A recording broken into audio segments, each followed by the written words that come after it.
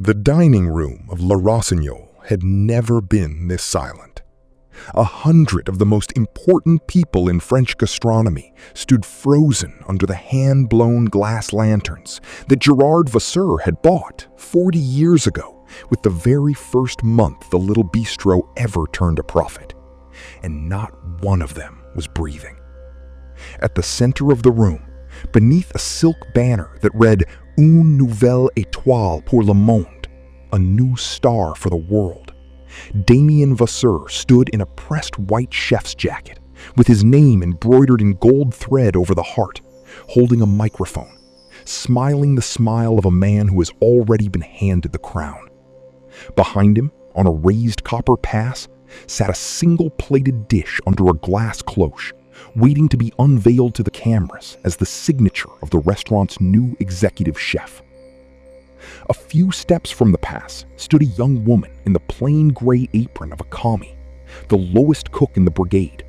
The new girl half the kitchen had spent 2 weeks ordering around without once learning her name. Her apron said in marker, C. Fontaine. There was a worn wooden spoon in her hand, old and pale and smoothed by decades of somebody else's stirring. She was not shouting. She was not even angry. She simply looked toward the double doors at the back of the room, where an elegant silver-haired woman in a charcoal suit had just walked in holding a slim leather folder, and she waited. Because a long time ago, in a roadside auberge with 8 tables and no stars at all, her grandmother had taught her the only rule that had ever mattered. You do not argue with a liar. You put the truth on a plate and let the room taste it for themselves. Damien Vasseur finally noticed the commis standing near his pass.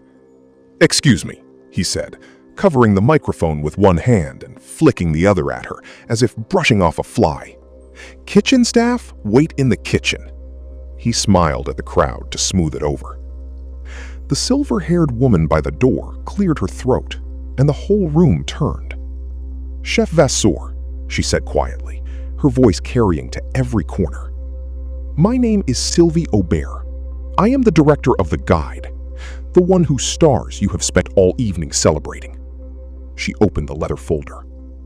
"And before you unveil that plate, I am afraid there has been a rather serious misunderstanding about who exactly has been standing in your kitchen for the last 2 weeks.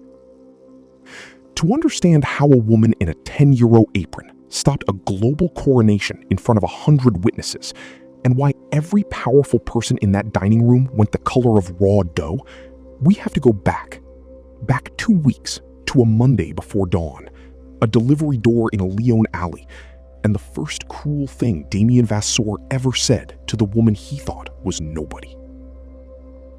The alley behind Le Rossignol smelled of rain and yeast and the river, and Camille Fontaine loved it best at that hour.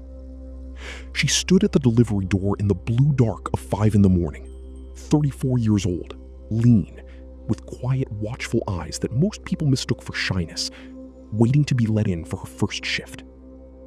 Lyon lay silent around her, the Saône sliding by 2 streets away, the boulangeries just beginning to breathe out the warm smell. Camille liked kitchens best before the lights came up and the performing began, when the cooks were still just tired people carrying crates, before anyone had arranged their face for a guest or a camera. You learned who a kitchen really was in the 90 minutes before the first ticket printed. What none of the brigade knew, what not one soul in the building knew, except one very careful woman in Paris sworn to secrecy, was that the quiet new commis reporting for the worst job on the line held all 3 of Le Rossignol's Michelin stars in her hands. Her name was not simply Camille Fontaine, commis and stagiaire. She was the senior inspector of the guide for the whole southeast of France, the person whose report, due at the end of the month, would decide whether this restaurant kept the 3rd star it had worn for 11 years or lost it, and with it the crown of the entire Vasseur empire. Inspectors of the guide are famous for one thing. They come as anonymous diners, eat, pay their own bill, and vanish. No inspector had ever done what Camille was doing now, But Camille had asked the director for something no one had asked for before, and the director had, after a long silence, agreed. "A dinner tells you what's on the plate," Camille had said. "It doesn't tell you what it cost the people who made it. We keep hearing the same whisper about Le Rossignol, that since the son took the pass, the food is still brilliant and the kitchen has become cruel. You cannot taste cruelty in a sauce, madame, but it is there. And a house that earns its bread by grinding down its own people does not deserve to wear our highest honor, no matter how good the reduction is. Let me go in as a commis. 2 weeks. Let me see the kitchen the way the dishwasher sees it. Then I'll write you a report that's actually true." So Camille had buried the inspector in a drawer, printed an apron that said "C. Fontaine," and taken the lowest station in the brigade of her own most important review. Only one person alive knew the truth: Sylvie Aubert, the director of the guide. For 2 weeks, Camille had peeled, scrubbed, portioned, and carried, and to her own surprise, she had fallen a little in love with the view from the bottom of the line, with the porters and the prep cooks and the old man at the dish pit, none of whom had the faintest idea that the tired new girl beside them could erase this restaurant from the map with a single sentence. The person she had come to love most in the building arrived every morning at 5:30, wheeling in the crates of vegetables on a trolley whose left wheel squeaked.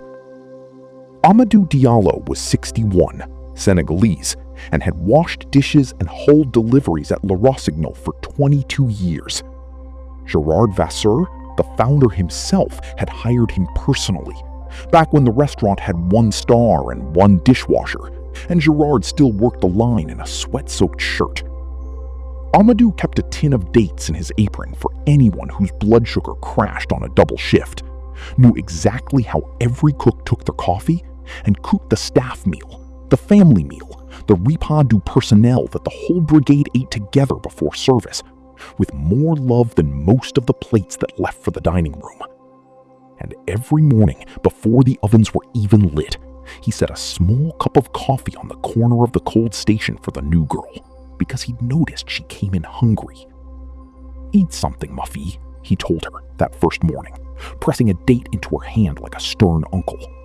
"A cuckoo doesn't eat, is a cuckoo makes mistakes. Chef Gerard taught me that 22 years ago. The old chef, I mean. Not," he tipped his head toward the office and didn't finish the sentence. "You'll see." Camille smiled, a real one, the kind almost no one at Le Rossignol earned. For 2 weeks, this man had been kinder to a stranger he thought was a broke stagiaire than most of the celebrated chefs she'd reviewed had ever been to anyone. Amadou didn't know he was being kind to the inspector who held the restaurant's fate. That was exactly why it counted. Amadou had a daughter, Fatou, in her final year of medical school in Dakar, and the only reason she was still in it was the money her father wired home on the 1st of every month.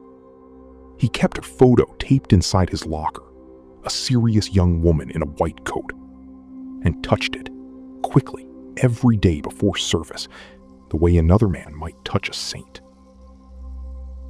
That first morning, at 10 to 7, the private door on the far side of the kitchen banged open, and the reason for the whole story walked in. Damien Vasseur was 30, sharp-featured, handsome in a hard and effortful way, and he came onto the line the way weather comes in. A runner trailing behind him with his knife roll, an assistant holding his espresso, and a voice pitched to make sure the whole brigade knew the pass now belonged to him. He was the founder's son, the sous chef who had, in everything but title, seized command of the kitchen the year his father stepped back to care for his sick wife. He did not greet anyone. He simply arrived at the pass, snapped his fingers without looking, and the assistant put the espresso in his hand. His eyes swept the line and stopped on Camille. "New girl." He didn't ask her name. "You're on the cold station and the pit. You touch nothing hot. You say nothing. You disappear. In this kitchen, there is exactly one name that matters. And you're wearing it every time you look at that. He pointed his espresso at the banner being test hung in the dining room. Vasseur in gold. On the door. Everyone else is a pair of hands I rent by the hour. He sipped. Understood? Or do I need to say it slower? Understood, Chef, Camille said, in the even, unbothered voice she'd trained into herself over 15 years of kitchens far harder than this one. Damien had already turned away, but Camille was listening, because the director had sent her here to find out who Le Rossignol truly served, and this young man, who did not yet know it, had just begun to teach her. What Damien did not know, as he turned his back on the new girl, was that the tired commis he had just filed under rented hands was the sole reason his coronation was not already a certainty. The third star was not yet renewed because the one person who could sign it away had been standing 3 feet from his pass in a gray apron, watching and deciding. A few minutes later, a young commis named Leah came to the cold station to collect her mise, saw Camille's face, and quietly refilled her coffee without being asked. Leah Moreau was 22 and terrified of losing this job. She sent part of every paycheck home to her father in the Auvergne and apologized when other people bumped into her. But she had the best palate in the brigade, and everyone knew it except the man who ran the pass. "The chef's in a mood," Leah whispered. "He's always worse when the cameras are coming. Just keep your head down today, okay?" "You too," Camille said, and slid a perfectly trimmed tray of herbs toward her, taking the ugliest ones onto her own board. "Don't let him inside your head. You're the best cook on this line.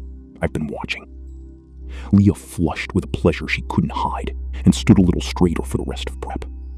Camille didn't know it yet, but by being kind to a frightened girl who could do nothing for her, she had just planted a seed that would matter enormously in 2 weeks' time. Kindness, her grandmother used to say, is the only stock you can keep on the back of the stove forever. It costs nothing to start, and it's ready exactly on the day you can't afford to be without it. She had no idea how hard that would be tested. If you want to understand how much damage one man can do when everyone around him is too frightened to say no, you only had to work one service under Damien Vasseur, and everyone was frightened for a specific reason. Word had gone through the brigade like a draft off the walk-in. Within the month, Gerard Vasseur would formally hand the empire to his son. The Groupe Vasseur, 9 restaurants across 3 countries, a cookbook line, a television deal, was about to become Damien's, and the grand evening at the end of the month would crown him executive chef of the flagship on the very night the third star was expected to be renewed, which meant that the furious young man at the pass was, as far as every cook and porter believed, about to hold every one of their careers in his fist. So when he screamed, they bowed their heads. When he threw, they cleaned it up. A kitchen that Gerard had built on the idea that a brigade is a family had learned in the space of a year to flinch. Because fear, Camille was learning, is the acid that dissolves a great house from the inside, long before the food ever slips. Damien tested the edges the way cruel people always do, a little further each service, to see if anyone would stop him. He sent a fish back to the poissonnier 3 times for imaginary faults, then plated it himself identically and took the applause. He made a commis redo a tray of 200 tuiles at 11 at night because one was a shade too dark, then swept the whole tray onto the floor anyway when the boy's hand shook. He summoned Bruno Gerard, the chef de cuisine, a gentle bear of a man who had cooked at Le Rossignol for 25 years, to the pass in front of the whole line and dressed him down over a sauce, purely to prove he could, because Bruno had trained him and Damien could not bear that anyone had ever taught him anything. And all of it, every tantrum, rolled downhill until it landed on the person least able to push back, the man at the dish pit. Camille saw the first bad one with her own eyes. A plate came back from the dining room with a hairline chip on the rim, the kind of thing that happens 100 times a night, the kind a decent chef pulls quietly from rotation. Damien held it up, found Amadou across the kitchen, and his voice cut the whole line silent. "Diallo! Diallo!" He waited until the old man looked up from the sinks, arms wet to the elbow. "You sent me a chipped plate on a 3-star pass. Do you want to end my father's stars with your own 2 hands?" The chip was smaller than a grain of rice. 22 years, and you still can't see? Are your eyes as slow as everything else about you? And then, in front of everyone, he flung the plate. It sailed past Amadou's head and shattered against the tiled wall behind the pit. "Scrubbers don't get opinions in my kitchen. You get told. Pick it up." Amadou set down the pan he was holding and bent to gather the shards off the wet floor, his hands trembling. 22 years, and he bent anyway, because that was the job, and he was a professional. Camille set down her knife and crossed the line before she had decided to. "Chef," she said, stepping in and crouching to gather the broken porcelain herself. "The chip came from the dining room, not the pit. It went out clean." She kept her voice level. "I plated on it an hour ago. It was perfect then." Damien's eyes swung to her, the new girl, appearing again where she wasn't wanted. A nasty little smile. "You and the dishwasher? Friends already?" Of course. He looked from her plain face to Amadou's and laughed. "Let me guess. You'll both defend each other right up until the day I decide the brigade's carrying dead weight. And it is." He turned back to his pass. "Clean it up and get back to your sink, C. Fontaine."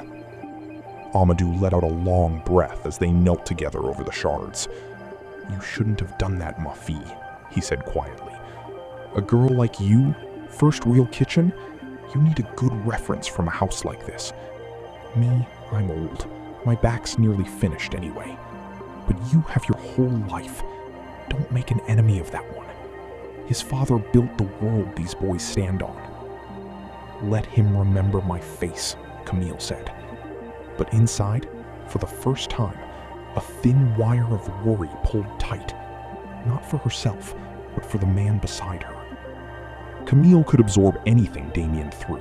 She had the whole weight of the guide and a director's phone number one call away. Amadou had a monthly wage, a daughter in medical school and the car he was putting through on remittances, and 22 years of loyalty to a kitchen that a stranger now thought he could throw away like a chipped plate. The thing that turned Damien's careless cruelty into a campaign, though, happened 2 days later, and it enraged him precisely because, for one moment, he was made to feel small in the one arena his family name couldn't rescue him from, the taste of the food itself. A respected critic had come for lunch, and Damien, showing off, had plated a dish he was calling his own creation for the autumn menu. A humble-sounding but technically dazzling stuffed cabbage, chow farci, reimagined. The critic loved it. But at the pass, when Damien wasn't looking, the sauce had split, and it was Camille, who had spent 15 years tasting the best food in France, who quietly caught it, whisked in a spoon of cold butter and a few drops of vinegar off her own station, and brought it back together before it went out. Damien saw the last of it. He saw the new commis fix in 4 seconds, a sauce he had broken, and he saw 2 cooks notice. He did not say thank you. That night, he found a reason to keep Camille 2 hours after everyone else, scrubbing the hood filters alone, since you love the pit so much. It was petty. It was also, Camille noted, the behavior of a man who could not survive being corrected, which was a very dangerous thing to be 3 weeks before 3 stars were decided. But Damien was not only escalating against the new girl. Cruelty, once it is rewarded, always runs downhill to whoever is weakest. And that week, the weakest person in the room turned out to be Leah. Leah Moreau had one thing that was truly, unarguably hers, a dessert. It was her late mother's, a tarte au noix, a walnut tart from the Auvergne, built on a technique her mother had worked out over 30 years in a village bakery and written by hand in a school notebook that Leah kept in her knife bag like a relic. Leah had made it once, quietly, for the family meal, and the whole brigade had gone silent over it. It was better than anything on the 3-star menu, and everyone knew it, including Damien, who had tasted it, said nothing, and filed it away. That Thursday, he called Leah to the pass in front of the line. "That walnut thing you made for staff," he said. "Write me the recipe, full method, exact grams." Leah hesitated. It was her mother's. It was the only thing she had. And Damien's face darkened. "It was made in my kitchen, on my ingredients, on my time. That makes it mine." Leah, 22 and terrified, copied out her mother's life's work in her neat round hand and left it on his desk.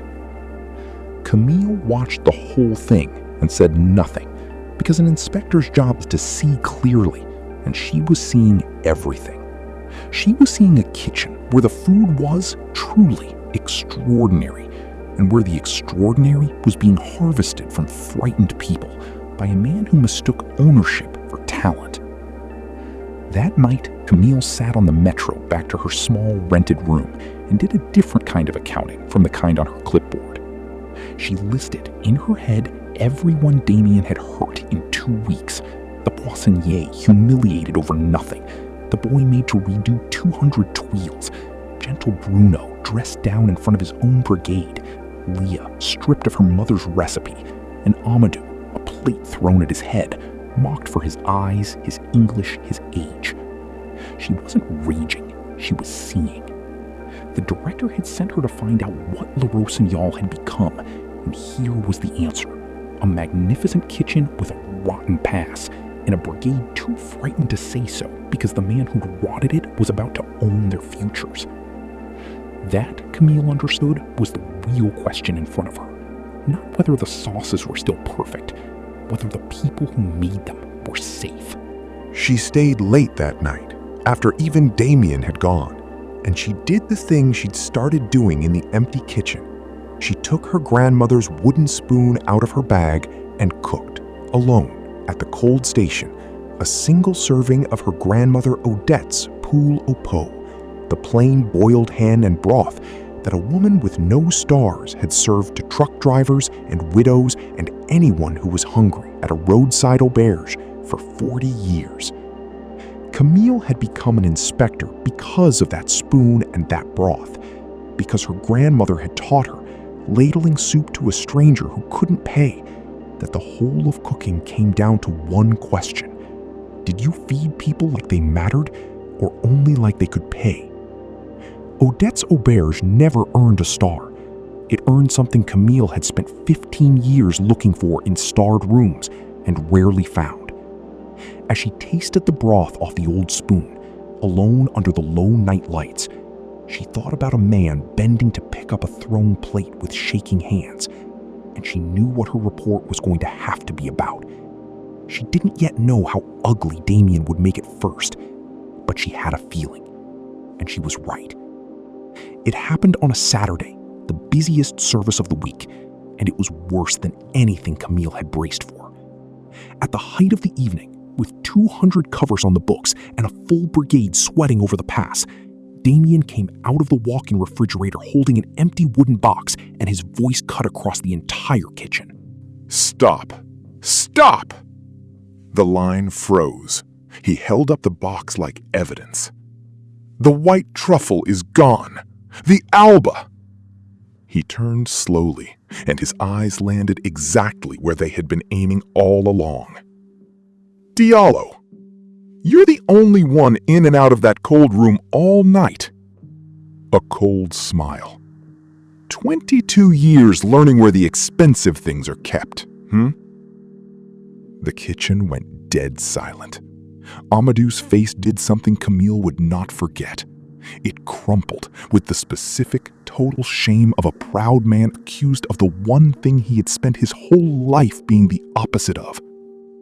"Chef, no. I never touch the truffle. Never. I don't even open that box. Only you have the key to the truffle safe."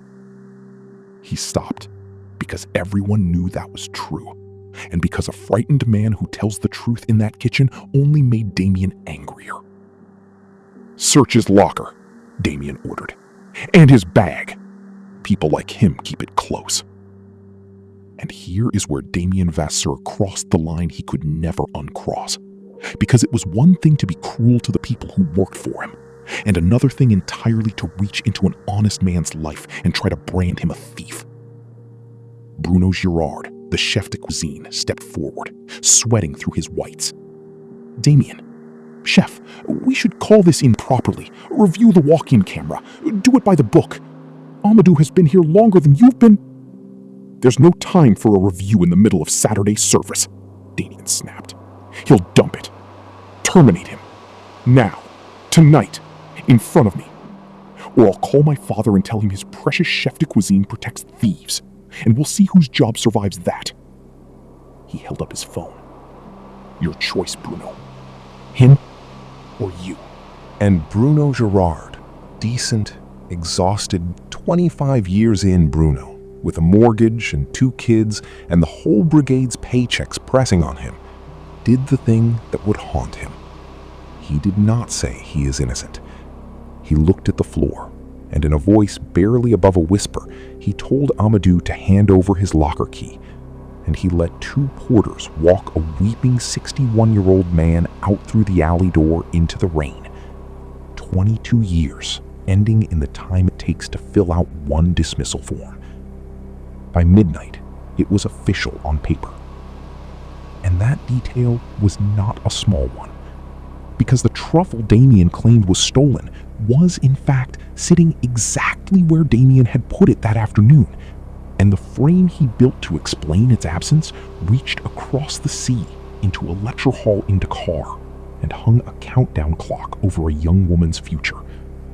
Fatou Diallo's next semester of medical school was due to be paid on the 1st. The letter that fired her father for theft didn't just take an old man's job and his good name. It threatened to take his daughter's white coat too. Camille found him at the tram stop outside the alley, sitting on the wet bench with a plastic bag of his things in his lap, staring at the river he'd crossed to work for 22 years. "They think I'm a thief," he whispered. "Chef Girard, the old chef, he trusted me with his kitchen keys for 20 years. Now his son says I steal from him. Who believes an old dishwasher over the owner's son? Nobody, that's who."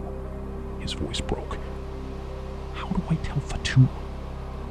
Camille sat down beside him on the wet bench. For a long moment, she said nothing.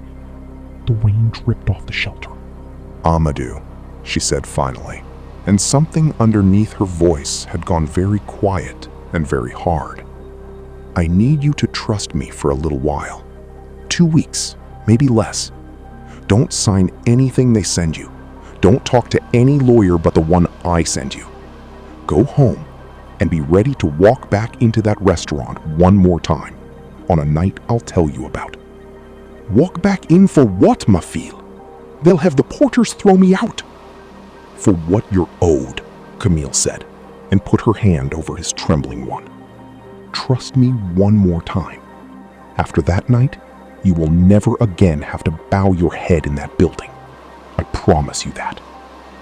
That night, for the first time in 2 weeks, Camille Fontaine took off the gray apron, and she called Sylvie Aubert.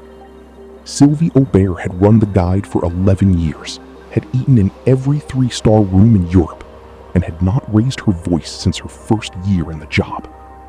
When her phone rang near midnight and the screen said Camille, she answered on the first ring. "It's time," Camille said. "I've tasted everything I needed to." "Tell me," Aubert said, and Camille told her all of it. The thrown plate, the stolen recipe, the truffle that was never stolen, the old man crying at a tram stop in the rain, and the chef de cuisine who folded because he was afraid of a name. Aubert listened without a word. When Camille finished, she exhaled slowly. "You went in to answer one question," Aubert said. "Whether Le Rossignol still deserves what it wears. It sounds as though the food says yes and the kitchen says no." A pause. "So let me ask you the only question that matters, Camille. Do you want to be angry, or do you want to be right? So completely, so cleanly, that no amount of the Vasseur money can ever undo it. Right, Camille said. I want that old man's name cleared so thoroughly that the story that survives isn't that he was accused, it's that he was innocent, and the truth was served to a full room and no one could send it back. Then we don't make a scene tonight, Aubert said, and Camille could hear the old woman smiling for the first time. We let them make the scene at their own coronation. What followed over the next 2 weeks was a quiet, patient assembling of a truth too heavy for anyone to lift back off Amadou's shoulders. First, the walk-in log and the tickets. Every professional kitchen keeps records: the temperature log on the cold room, the electronic key fob entries on the truffle safe, the printed timeline of every ticket that fires across the pass. Aubert, invoking the guide standing to request operational cooperation during a review, and, quietly, Gerard Vasseur's own authority, of which more in a moment, had the raw records preserved before anyone thought to erase them. There it was, in cold data. The truffle safe had been opened exactly once that day, at 4:12 in the afternoon, with Damien's own fob, the only fob that opened it. Amadou's key had never touched it, on any day, because he had never had access. The log remembered what the frightened brigade had been too scared to check. Second, the camera and the witness who wasn't afraid. Le Rossignol, like most serious kitchens, had cameras over the pass and the walk-in for food safety and insurance. That afternoon, someone in Damien's confidence had told the kitchen's young systems commis, Theo, to let the walk-in footage roll over so it would be gone by the weekend. Theo had said yes with his mouth, and then, having watched an old man he loved get walked into the rain, had quietly copied the full day's footage onto a drive and taken it home, because something in him refused to help erase the truth. When Aubert's people reached him, Theo didn't hesitate.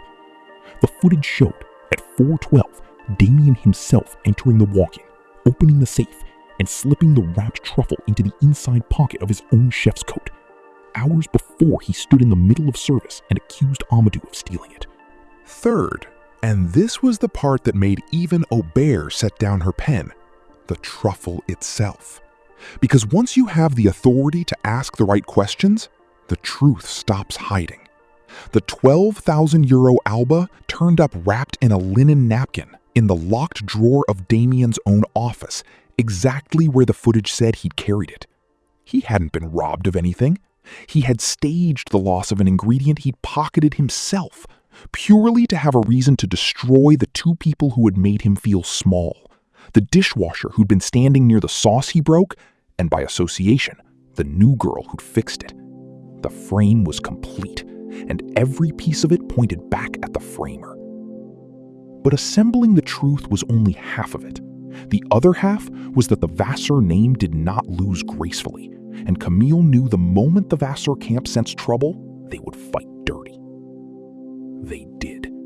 The group's managing director, a smooth financier named Philippe Lefebvre, who thought of the third star purely as a number on a brand valuation, got wind that a fired dishwasher and a stagiaire were making noise, and that someone senior had ordered the kitchen logs preserved.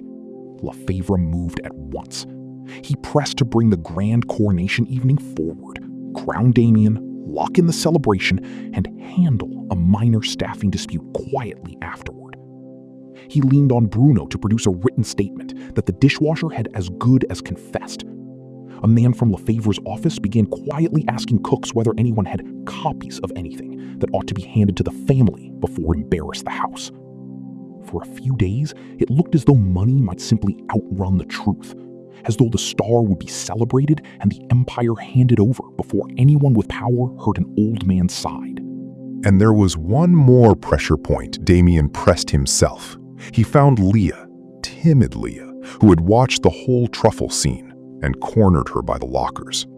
"You saw the new girl and Diallo whispering all week," he said. "You'll sign a statement that they planned to take the truffle together. Say it, and that walnut tart goes on the autumn menu, with a line under it, created by Leah Moreau.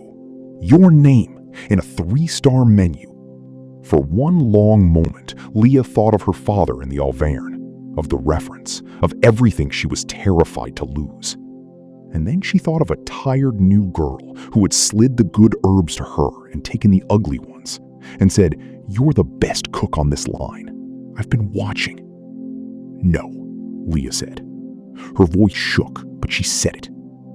"Amadou has fed me from his own tin since the day I started, and you already took my mother's recipe. You don't get to take the truth, too. I won't sign it. Not for a line on your menu. Not for anything." She walked away on legs that barely held her.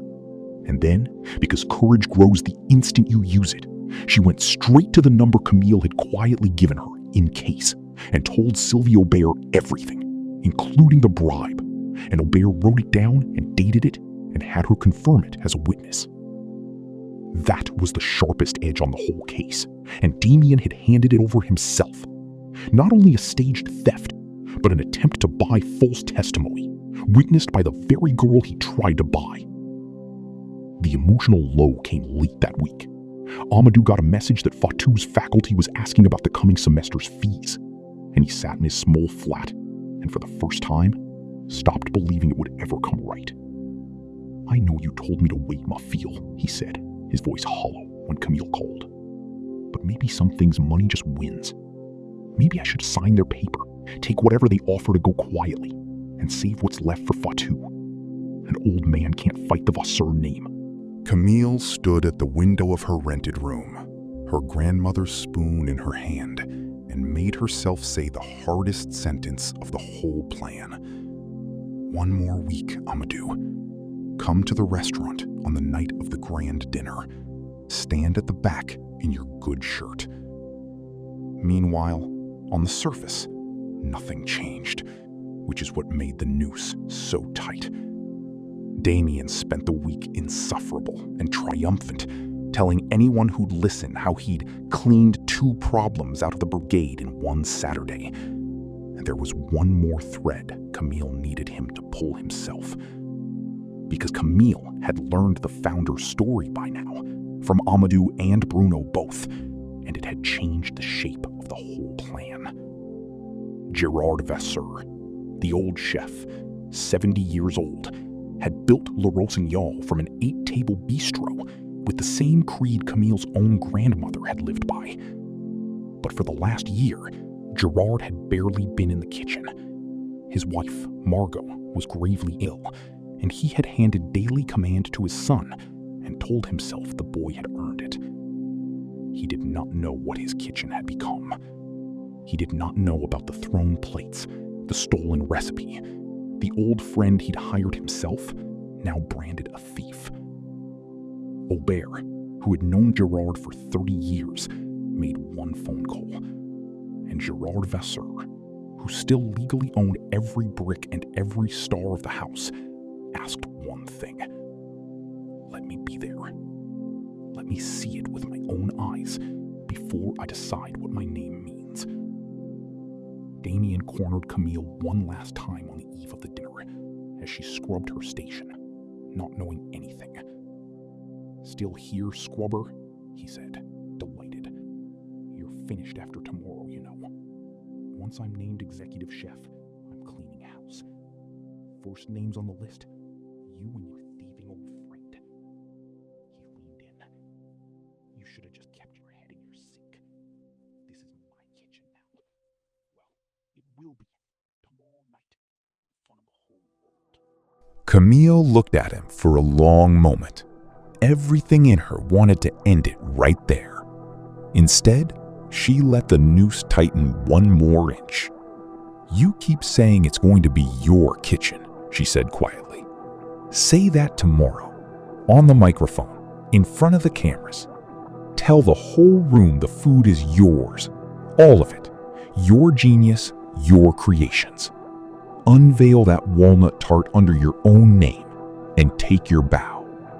I'll say it into the microphone, and I'll mean it, scrubber. Be there. Watch me.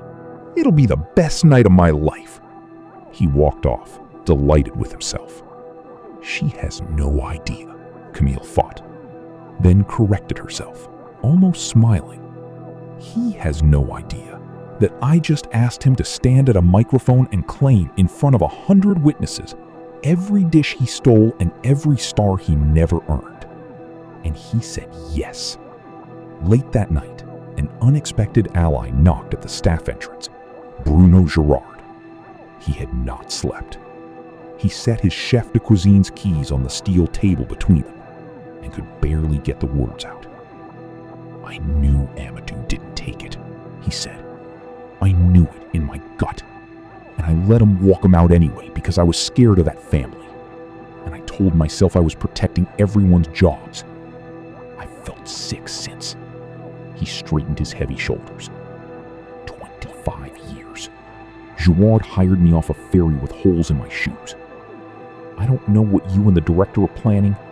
I don't understand how a stagiaire is planning anything. But whatever it is, I'll stand up and tell the truth about that Saturday. On the record, in front of the Vasseurs. Let them fire me. Some things cost too much to keep buying. Camille looked at the keys on the steel and at the frightened, decent man who had finally found his spine, and she felt the last piece slide into place. The safe log, the walk-in footage, the truffle in Damien's own drawer, a brave systems commis, a brave young cook, and now a repentant chef de cuisine willing to testify. Every thread of the truth was in her hands, and one arrogant young man had promised to stand at a microphone tomorrow and hand her the last one himself. There was only one thing left. Camille reached into her bag and took out her grandmother, Odette's worn wooden spoon, and she set it in her apron pocket, because tomorrow, for the first time, she was going to need her grandmother in the room. The next evening, the dining room of Le Rossignol glittered. Beneath the 40-year-old glass lanterns, the tables had been pushed back and 100 chairs set in tidy rows. Food critics, television crews, suppliers, 2 government ministers, and the entire brigade lined stiffly along the walls in their whitest jackets. There was a raised copper pass at the front, a bank of cameras, a silk banner reading Une nouvelle étoile pour le monde, and under a glass cloche on the pass, a single-plated dessert, a walnut tart, waiting to be revealed as the signature creation of the restaurant's new executive chef. At the front sat Philippe Lefebvre, checking his watch, and beside him, in a wheelchair with a blanket over his knees and his sick wife's hand in his, sat an old man in a plain dark suit whom half the young cooks had never seen in person, Gerard Vasseur. And in the very back, in a plastic chair by the service door, in his good church shirt with a plastic bag of his things still in his lap, sat a 61-year-old dishwasher who did not understand why the new girl had begged him to come, only that she had. The evening began, and then Damien rose, buttoned his gold-stitched jacket, and took the microphone, because he could never resist a stage. "For 11 years, this restaurant has worn 3 stars, he said, smiling at the cameras. "And tonight, the guide renews them as the family passes the kitchen to its next chef, to me." Applause. He warmed to it. People get sentimental about the old days, about how my father cooked. But sentiment doesn't earn stars. Talent does. This menu, this kitchen, these dishes, they're mine. Every plate that leaves this pass is my vision. He glanced, with a small, cruel smile, toward the new girl standing against the wall in her gray apron, and toward the old man in the plastic chair at the back. Not everyone in a kitchen matters. Some people cook, some people scrub. So, let's stop being sentimental, and let me show you what a Vasseur kitchen creates. He reached for the cloche over the walnut tart. And at exactly that moment, the double doors at the back of the room opened, and Sylvie Aubert walked in. The director of the guide did not hurry. She crossed the room in her charcoal suit, holding a slim lever folder, and something about the absolute certainty of her walk made the whole room go quiet. She stopped at the copper pass, turned to Damien, and spoke in a voice that carried to every corner. "Chef Vasseur, forgive the interruption. My name is Sylvie Aubert. director of the guide. She set the folder on the pass. I'm afraid the stars cannot be renewed tonight, because before I sign anything, this room needs to understand who has been cooking on your cold line for the last 2 weeks and what she has seen. She turned and looked across the room to the woman in the gray apron. Perhaps she should tell you herself. 100 heads turned. Damien's laugh came out as a confused little bark. "That's the stagiaire," he said. "That's the scrubber, the one I told you about, the troublemaker. She's nobody." Camille stepped away from the wall. She did not hurry either. She walked to the front of the room, past the cameras, past the cloche, and she reached up and untied the gray apron that said C. Fontaine and set it down on the copper pass. Then she took from her pocket a worn wooden spoon, pale and smooth with age, and set it beside the apron. "My name is Camille Fontaine," she said. "I am the senior inspector of the guide for the southeast of France. For 11 years, I have decided which restaurants in this region keep their stars and which ones lose them, including this one." She looked at Damien, and her voice did not rise at all. 2 weeks ago, I asked my director for permission to do something no inspector has ever done. Instead of judging your restaurant from a table, I judged it from your dish pit. Because we kept hearing that Le Rossignols' food was still brilliant, and its kitchen had turned cruel, and you cannot taste cruelty from a dining chair. So I put on an apron and stood on your cold line as nobody. She picked up the wooden spoon and closed her hand around it. "You've spent 2 weeks teaching me the answer." The whole room turned the color of raw dough. Damien set down the cloche very slowly. Camille could see the pieces slamming together behind his eyes. The thrown plate, the broken sauce she'd fixed in 4 seconds. Scrubbers don't get opinions. You and the dishwasher, friends already. Every cruelty delivered to the one person on Earth who held all 3 of his stars. "So," Camille said, turning to the room, "since we're all here and the cameras are already rolling, let's finish the evening properly.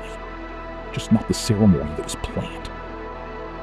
She nodded to Aubert, who signaled a technician, and the large screen behind the pass, meant to show the new executive chef's portrait, flickered to life instead.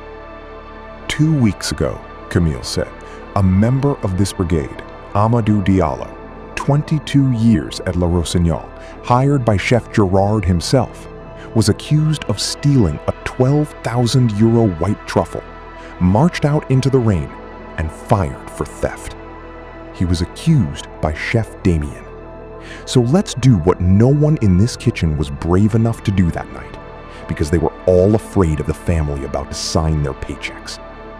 The screen showed the first exhibit, the electronic log of the truffle safe. Every fob that opens that safe is recorded. The safe was opened exactly once that day, at 4:12 in the afternoon, with Chef Damien's own fob, the only fob that opens it. Amadou has never had access to it on any day in 22 years. He could not have taken what he was never able to reach. The screen changed. Silent walk-in footage, time-stamped. This is the cold room at 4:12. Here is Chef Damien opening the safe, and here, she let it play, is Chef Damien slipping the wrapped truffle into the inside pocket of his own coat, hours before he stood in the middle of Saturday service and accused a 61-year-old man of stealing it. A murmur went through the room. "And this morning," she went on, as the screen showed a photograph of a linen-wrapped truffle in an open drawer. That same truffle was recovered from the locked drawer of Chef Damien's office, exactly where the footage shows he carried it. There was no theft. There was a man who hid an ingredient so he'd have a reason to destroy the people who made him feel small. The room had gone from murmuring to a hard, toning silence, toning against the man in the gold-stitched coat. "There's more, and Chef Damien handed me this piece himself," Camille said. Leah stepped forward from the wall, pale but steady, and nodded once. She refused. She reported it. That is no longer a bad temper. Damien had gone rigid, his jaw working.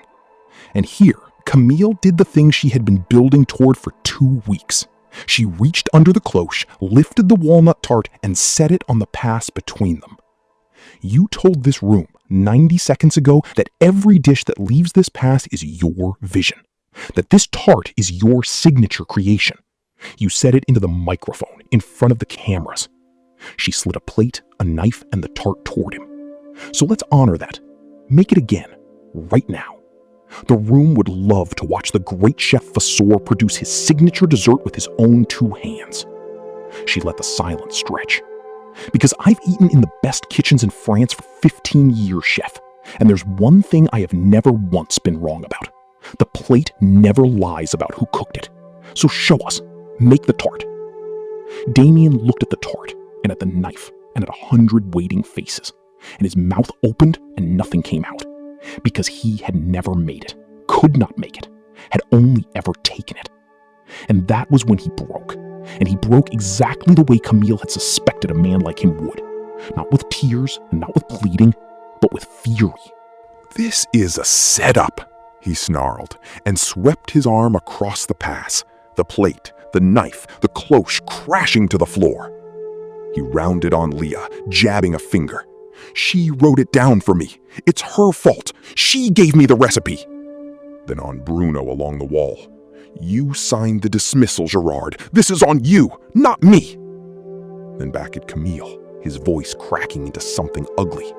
"You think a napkin inspector who hid in my dish pit gets to... I built this kitchen. I run this pass. This is my..." He grabbed a sauté pan off the pass rail and hurled it against the wall, exactly as he had once hurled a plate at an old man's head, and the sound of it cracked through the silent room like a gunshot. And then there was nowhere left to throw anything, and no one left to blame. And Damien Vasseur simply stopped, breathing hard, gold thread on his chest, standing alone in the wreckage of his own coronation, and went silent. Because for the first time in his life, the room had watched him try to cook, and seen that there was nothing there. Into that silence, a new sound, the slow turn of wheels. Gerard Vasseur had rolled his own chair forward to the front of the room, and when the old chef finally spoke, his voice shook, but it carried. "I hired Amadou Diallo off that alley 22 years ago," Gerard Vasseur said, looking at his son. "He has washed the dishes I cooked on since before you could hold a knife. And you threw a plate at his head." He drew a breath that clearly cost him. "I gave you my kitchen because I told myself you would earn it. I was caring for your mother, and I did not come down the stairs to see what my name had become. That is my shame, and I will carry it. But it ends tonight." He turned to the room, to the cameras. "Le Rossignol does not steal from the people who built it. Not a recipe, not a good name, not one more night." It was Philippe Lefebvre who made the evening's last ruinous mistake. He rose, gray-faced, one manicured hand raised in the smooth gesture of a man who had never met a problem money couldn't dissolve. "Madame Aubert, Inspector, let's all be reasonable. The brand, the stars, there's enormous value here for the guide as well. Whatever this dispute is, name a way to make it disappear before these cameras file a single story." "That," Camille said quietly, "is exactly what my grandmother warned me about." She looked around the silent room, at the frightened brigade along the walls, at the old man in the wheelchair, at the dishwasher in the plastic chair by the door. She cooked for 40 years in an auberge with 8 tables and no stars. She fed truck drivers and widows and anyone who came in hungry, whether they could pay or not. She used to say the whole of this work comes down to one question. Did you feed people like they mattered, or only like they could pay for you? She set the wooden spoon down beside the ruined tart. A man just offered, in front of 100 witnesses and every camera in this room, to buy the director of the guide barely a minute after being caught. That's your answer, Monsieur Lefebvre. The guide is not for sale, and neither am I. The whole room had heard it. A corporation trying to purchase the integrity of the stars, out loud, on the record. A few people actually gasped at the nakedness of it. Camille didn't argue and didn't shout. She let the offer hang in the air until its own ugliness filled the room. Then she turned back to Damien and delivered the payoff quietly, beat by beat. So here's how tonight ends. The stars are not renewed this evening. My report goes to the director, and the future of this kitchen depends on whether it can become a place worth 3 of them again, which is Chef Gerard's to rebuild, not yours to inherit. The false report against Amadou Diallo is withdrawn as of this morning. 2 gendarmes had stepped in quietly at the back. That part is no longer up to me. Damien, who had perhaps never once heard the word no, looked around the room for someone to stand with him.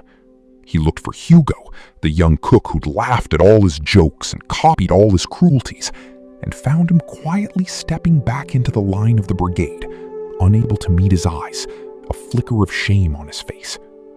He looked for Lefebvre and found the managing director already turned half away, murmuring to a lawyer, calculating the brand's survival, because that had always been the only language that side of the house spoke. And in that moment, Damien Vasseur understood something that would follow him a great deal longer than any headline.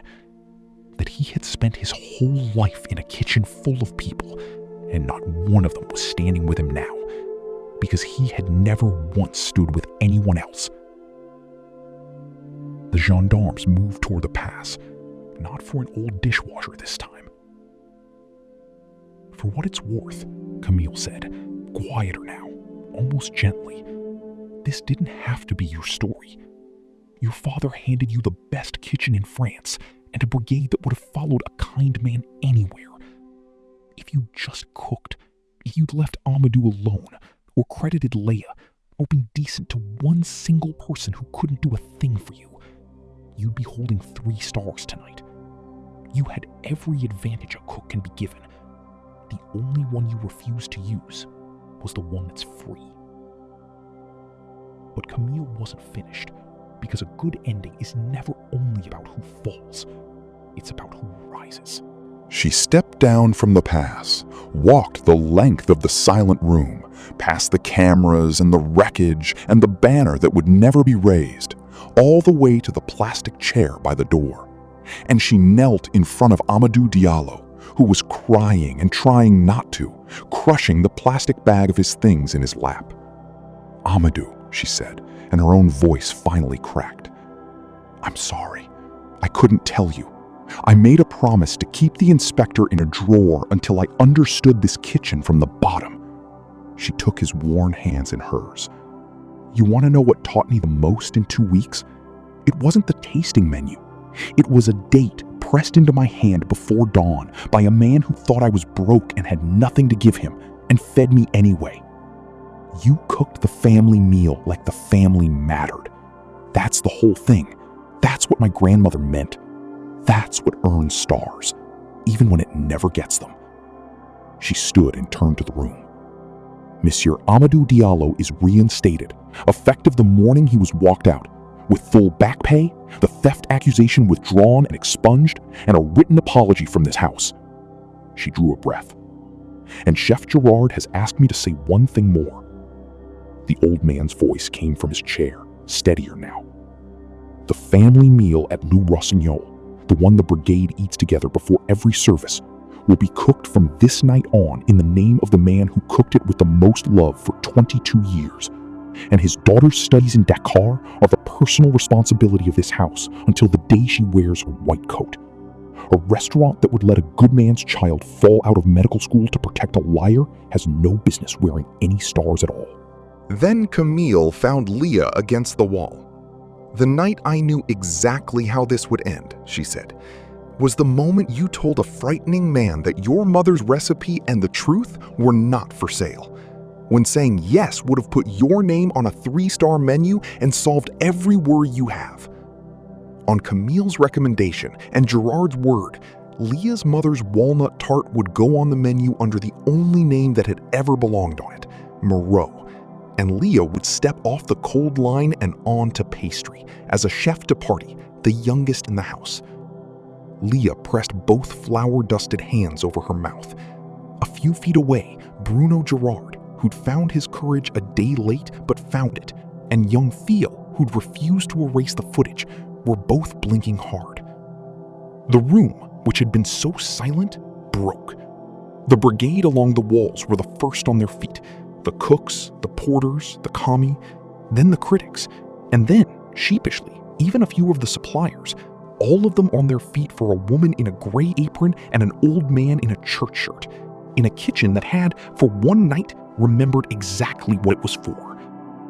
Amadou hugged the girl he'd fed dates to for 2 weeks, and neither of them said anything, because they didn't need to. At the back, quietly, Damien Vasseur was walked out one door between the two gendarmes, no longer the heir to anything, just a young man who'd never been told no and had now been told it by an entire room at once. Philippe Lefebvre and his lawyer left by another, and as the service door swung shut, the last thing Damien saw was the commis he'd called a scrubber, standing beneath his father's 40-year-old lanterns, lifted up by a room full of people who had just discovered that the quietest, most powerless-looking person in the kitchen had been holding every one of their stars all along, and had turned out to be the kindest. In the weeks that followed, though the cameras would only ever capture that one night, everything rolled out just as Camille had promised. Gerard Vasseur came back down the stairs and back to his pass, thinner and slower, but himself again, and began the long work of rebuilding a kitchen worth 3 stars from the inside out. Amadou's wages were restored and backdated, and Fatou finished her final year in Dakar without missing a single fee. The photo in his locker stayed exactly where it was. Bruno kept his job and his conscience, and became the fiercest defender of the youngest cooks in the house. Leah's tart drew people from across France, and every menu carried her mother's name. And Camille Fontaine went back to eating dinners at tables, quietly, anonymously, paying her own bill. But she kept her grandmother's wooden spoon on her own kitchen shelf at home, where she could see it, to remember the only question that had ever mattered. Damien Vasseur had a famous name, a gold-stitched jacket, and a coronation dinner planned in front of the whole world. Amadou Diallo had a squeaky trolley, a tin of dates, and 22 years of cooking for strangers like they were family. Only one of them still had his dignity when the doors of that dining room closed. So here's the question I want you to answer in the comments. Was Camille right to stay in that dish pit for 2 whole weeks and let it go as far as it did? Or should she have revealed who she was the very first morning, the moment he called her a scrubber and turned his back? Tell me below. And be honest about this one too. We've all, at least once, looked straight through the person clearing our table or washing our plate and decided without a word that they didn't count. If you believe a plate never lies about who cooked it, that how you treat the person at the sink says more about you than any star on your door, then hit subscribe and stay for the next one. Because next time, we're walking into a medical school where the son of a powerful minister sneers that a poor scholarship student doesn't deserve to wear her white coat, never once dreaming that the charity case he's trying to have expelled is the silent heir who quietly owns the entire school and every career in it. You won't believe how that one ends.